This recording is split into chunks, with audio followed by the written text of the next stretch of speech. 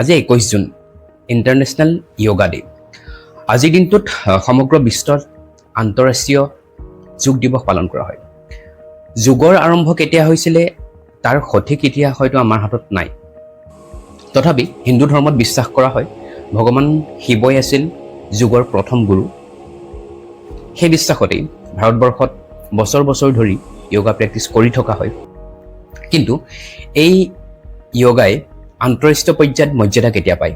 2014 চনৰ 27 ছেপ্টেম্বৰ তাৰিখে ভাৰতৰ প্ৰধানমন্ত্ৰী নৰেন্দ্ৰ মোদী ডাঙৰীয়াই ৰাষ্ট্ৰসংঘৰ জেনেৰেল এছেম্বলিত এটা প্ৰস্তাৱ আগবঢ়ায়।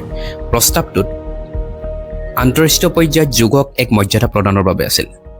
আৰু সেই বছৰে 11 ডিচেম্বৰ তাৰিখে ইউনাইটেড নেশ্যন জেনেৰেল এছেম্বলিয়ে এখন ৰিজলিউশ্যন গ্ৰহণ কৰে। ৰিজলিউশ্যনখনত 177খন দেশৰ প্ৰতিনিধিসকলে সমৰ্থন জনায় আৰু সেই ৰিজলিউশ্যনৰ মতেই 21 জুন দিনটো আন্তঃৰাষ্ট্ৰীয় পৰ্যায়ত আন্তঃৰাষ্ট্ৰীয় যোগ দিৱস হিচাপে পালন কৰা হ'ব। 21 জুন দিনটোৱে চিনাক্ত কৰা হয় কিয়নো 21 জুন দিনটো উত্তৰ গোলাৰ্ধৰ আটাইতকৈ দীঘল দিন আৰু 21 জুন দিনটোত সূৰ্যৰ পোহৰ কৰ্কট ৰেখাৰ ওপৰত লম্বভাৱে পৰে।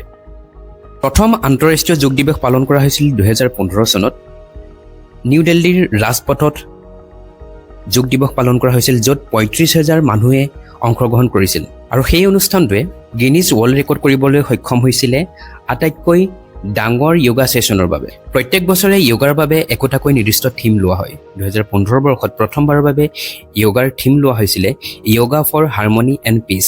2025 বৰ্ষৰ বাবে য়োগাৰ থিম লোৱা হয় yoga for one earth one health.